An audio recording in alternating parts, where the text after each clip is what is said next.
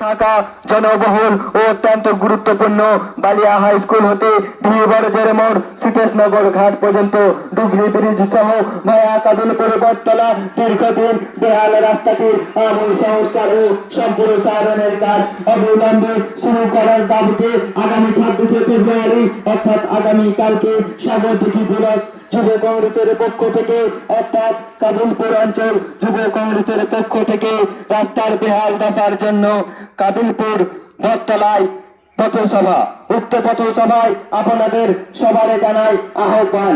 কাবিলপুর মানুষের সুবিধার্থে, টোটো চালক ভাইদের সুবিধার্থে, স্কুল কলেজের ছাত্র ছাত্রীদের সুবিধার্থে কাবিলপুর বটতলায় আগামীকালকে বৈকাল 4 ঘটিকার সময় রাস্তার জন্য পথসভা।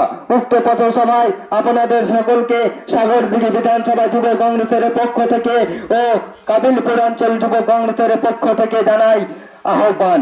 বন্ধুগণ, আগামী কালকে সাগরদিঘি বিধানসভা যুব কংগ্রেস